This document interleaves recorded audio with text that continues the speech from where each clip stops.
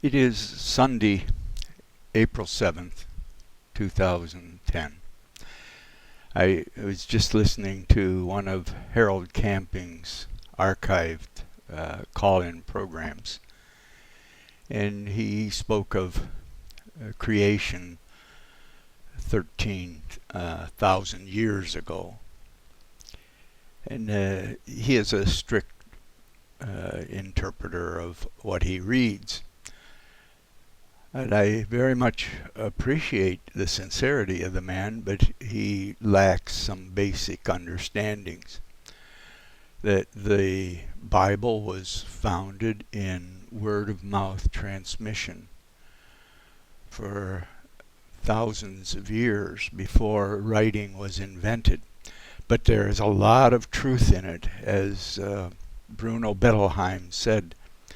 Those people that the storytellers that cared, or the stories that were kept over thousands of years in more than one culture, are the stories basically in the Bible that Moses wrote. He wrote down what had been passed on, and there's a great deal of truth in it, even when the details are not correctly understood. There's truth in the 13,000 years. I will try to help you understand that. In the background is research showing that before civilization, in many tribes, up to 50% of the men were killed before they died of other causes, killed by warfare. And the same extent in many tribes, 50% of the women were that survived were taken and raped, and they survived because they had a ingenuity, manipulativeness, and divisiveness to please their captors.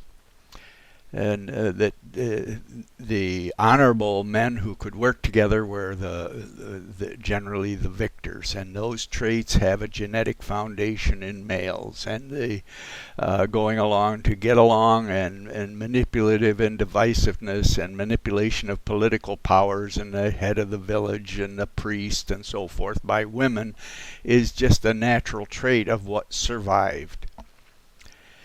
But that being said, what about this 13,000 years? The 13,000 years, modern man was created. Not in the story that came down as best they understood it. Modern man was created by civilization. What created civilization? A very simple event. Very simple event.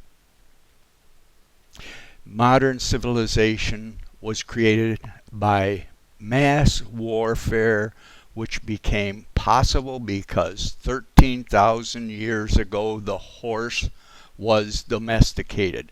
So mass armies could be formed and roam large distances and form big states. And out of this brutality came civilization. Once area was conquered, they made it safe for the internal citizenry.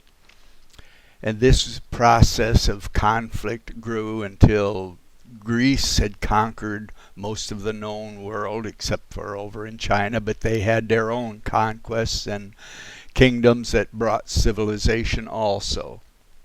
So let's not confuse things, and let's not throw the baby out with the bathwater. The Bible is filled with basic truths that would be a help to mankind. This morning I got a letter from my Russian friend showing all the degradation in Russia since Putin took power, and how he did away with the natural election of governors and so forth. I helped him with the English correction of what he sent me. That was his reason for sending it. He wanted a little help. But all the statistics of Gazprom and the corruption associated with the government takeover, and how many people have profited, the upper corrupt classes and political class. But and the average person has suffered. And the retiree has suffered, and the building of roads has suffered, and and so forth. Anybody can look up these records. But back to the point here, and with Russia, that Putin took over the control of governors of the different states within Russia. That they call them regions and other names too. But the election of governors is no longer free. And I wrote back to Sasha, they can't be free. They would break away from Russia as Islamist and terrorist states, or break away as corrupt states.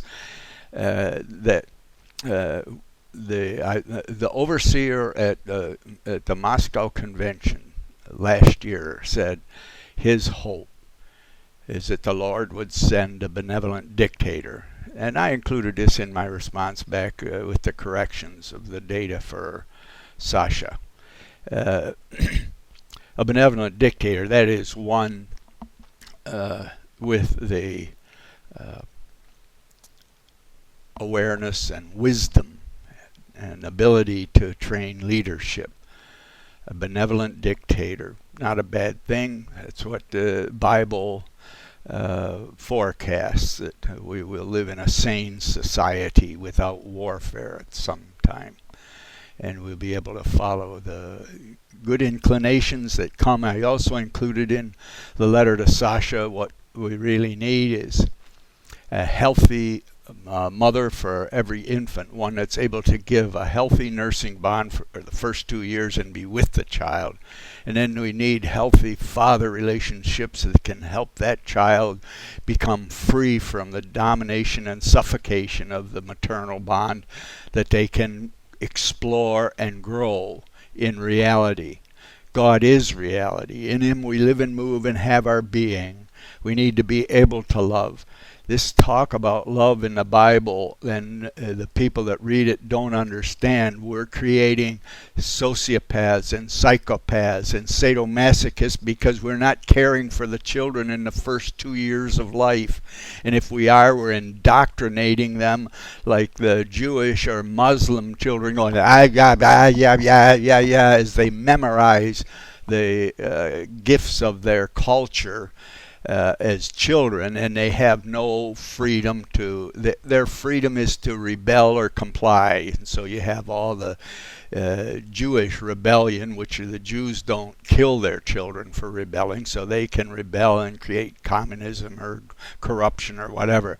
The Muslim children haven't got that freedom. That, well, the corruption of the rulers is well recognized, but they don't rebel against the religion because it's a death penalty.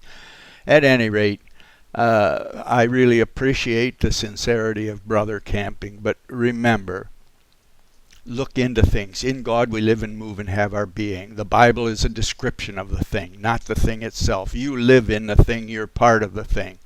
We need to live in it and grow in our experience in the spirit of truth. That's basically my message. I thank you for your time.